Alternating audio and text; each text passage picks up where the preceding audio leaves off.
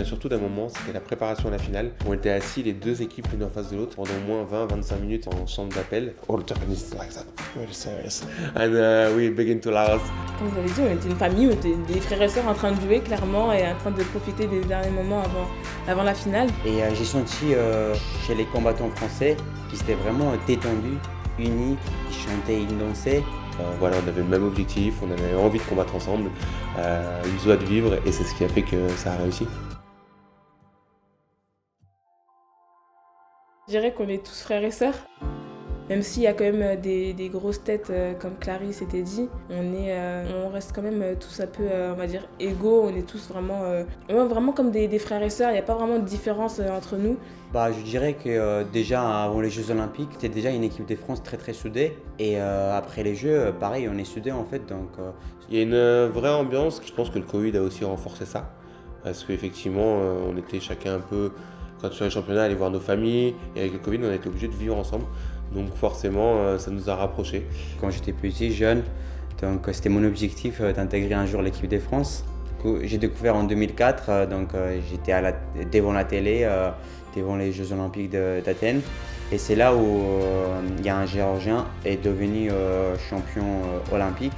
Les deux judo m'ont rapporté beaucoup parce que en fait, mon judo, c'est vraiment, je dirais, 50-50. J'ai participé au jeu, pour moi, déjà, c'était quelque chose d'extraordinaire. J'étais pas dans les favoris, bien sûr, sur cette compétition. Je suis allé sur cette compétition dans l'état d'esprit, pas de pression. Je n'ai rien à perdre. Je pense que c'est ça qui m'a aidé aussi, que j'ai réussi à décrocher cette médaille. Les équipes mixtes, c'était quelque chose qui était nouveau pour nous dans l'Olympiade. Ça a été difficile au début parce qu'il a fallu accepter de recombattre 3 jours après les championnats du monde individuels. À chaque fois, on a vu qu'il y avait des émotions de dingue. Et au fur et à mesure des années, on s'est concentré sur les 2 compétitions. Le fait que ce soit mixte, je trouve que c'est mieux. Parce qu'on parle souvent de l'équipe de France, mais on est toujours séparés, filles, garçons, vraiment des 2 côtés. Donc là, le fait que ce soit mixte, c'est vraiment une équipe. Donc ça nous rapproche. On a tous nos points forts et nos points faibles. Donc c'est vraiment... on est plus fort. Alors oui, en 2019, on fait la finale dans une grosse ambiance. Et après, voilà, il y a eu une belle finale où on perd. Moi, je gagne effectivement contre Mourao après un combat très très engagé. On perd, mais ça nous a permis d'avoir envie d'aller chercher la finale et d'aller chercher le titre. Et un point différent, c'est surtout, je pense qu'on avait, nous, la même équipe qui avait combattu en individuel et en équipe, contrairement aux Japonais qui avaient appelé des renforts, comme par exemple Mourao qui n'avait pas combattu en individuel.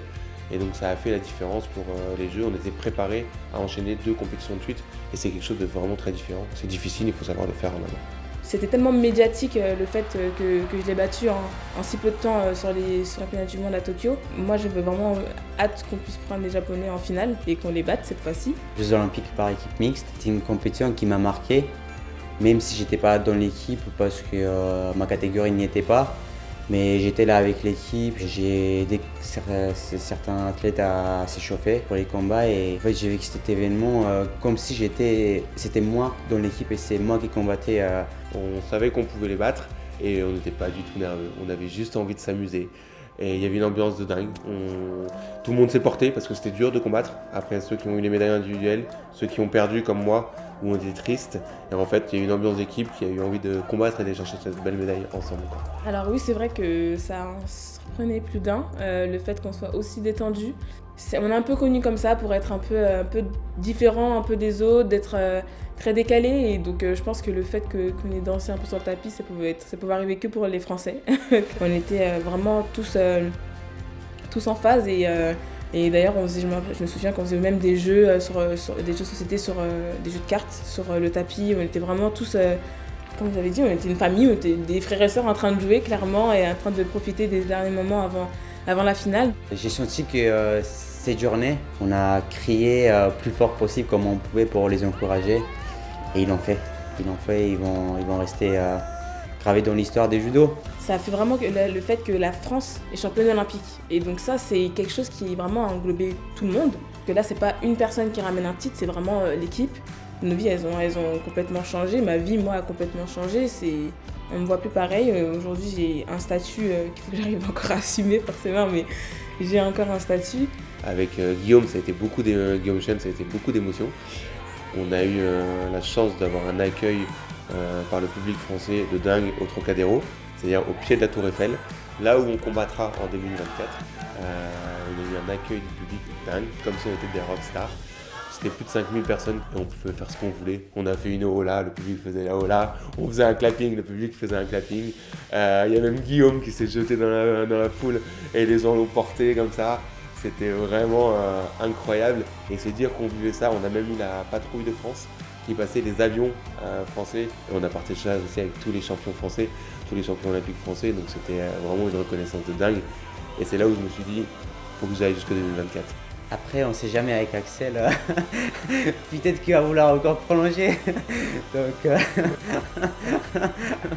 Bien fêter ce titre et nos médailles individuelles pour certains. je suis devenu millionnaire.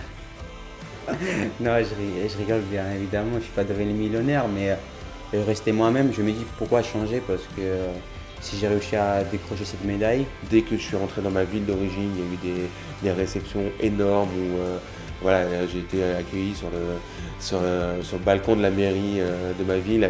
Et sinon, mon meilleur ami vraiment dans l'équipe, c'est Axel Clerget. Et en fait, on est licencié dans le même club aussi. Mon club, ça a été pareil. Et tous les sponsors ou l'école où je suis allé, j'ai été accueilli comme un champion. C'était assez incroyable. La ville des Soucis était très très fière de nous deux. Mais je pense que ça a quand même eu un bon impact. Il y en a beaucoup qui préfèrent les équipes, qui ont beaucoup trop de pression en individuel. Des enfants qui disaient « Ah oui, j'ai fait du judo puisque j'ai préféré cette discipline ». Le public nous a accueillis tellement fort qu'on va vivre quelque chose de dingue en 2024 à Paris, à cet endroit-là, au pied de la Tour Eiffel, le judo. Je pense que ça sera très important d'aller se battre pour cette équipe, pour ce titre en équipe. En rentrant des Jeux, on a vu la salle dans laquelle on allait potentiellement combattre. Je ne crois pas en avoir rêvé, en tout cas pas encore. Et ça va être incroyable, vraiment. J'ai vraiment hâte. Je pense l'effet que ça soit à la maison, peut-être on aura un peu plus de pression, mais il va falloir qu'on gère cette pression-là. Je pense que le Japon pense beaucoup aussi à cette revanche parce qu'on les a battus chez eux. Il va y avoir un gros défi. Quand on était avec Teddy au Trocadéro, on a pensé que justement il y allait avoir ce gros défi lancé par le Japon. Donc maintenant on s'est lancé le pari d'aller relever ce défi tous les deux à Paris. Donc c'est pour ça aussi que j'ai poussé jusqu'à Paris.